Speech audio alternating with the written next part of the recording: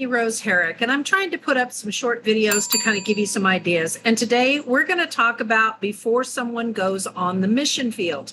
Now, I've worked with a lot of young adults, and my daughter was on the mission field for some time. And a couple of things that you don't think about. You're obviously going to be working with health insurance. You're probably going to look at emergency evacuation. That can be part of the plans that are abroad.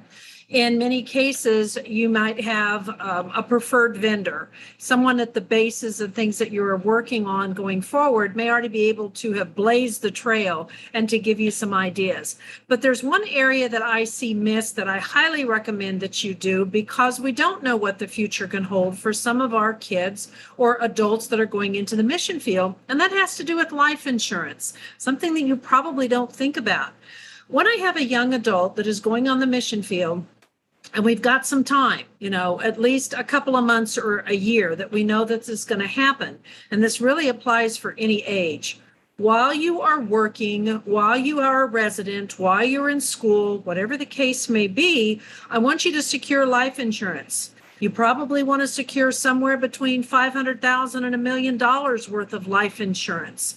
And on that particular policy, you are securing it where your residence is. Some of those applications may request or require you to disclose if you're going to do travel at any point, and you would want to disclose that.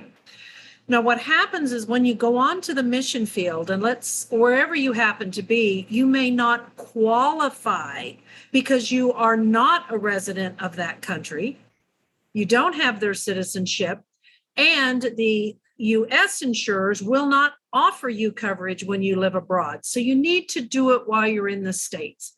Let's say that you get a $500,000 or $1 million policy.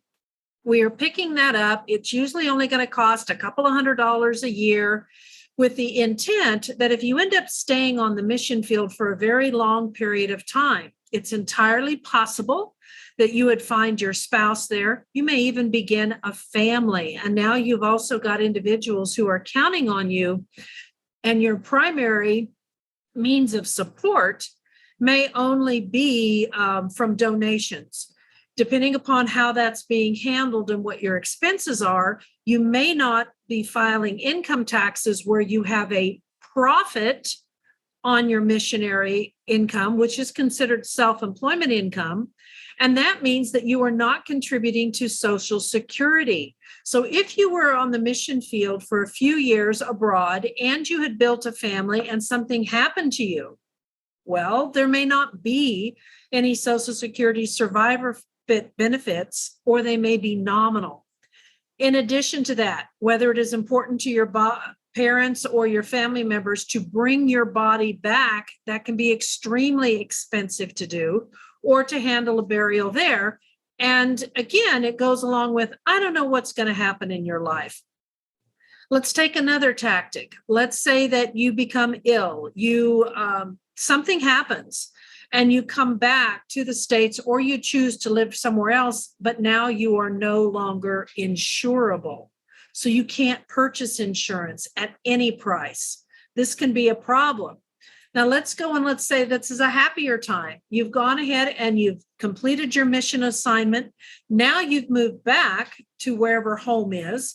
And as you've moved back, you still have the insurance. You can make a decision whether you want to replace it with updated coverage, or you want to continue it, or if you want to let it go, but it has served its purpose. And I think it's very important. And this is often something that is just totally forgotten, not even thought about in the process of what could be an asset to you in the insurance policy that you could have for many, many years.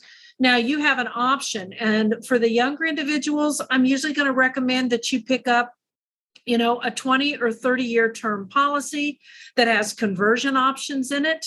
You may only pick up a 10. It's not going to cost that much. But what I'm trying to do is impress upon you the need to have options.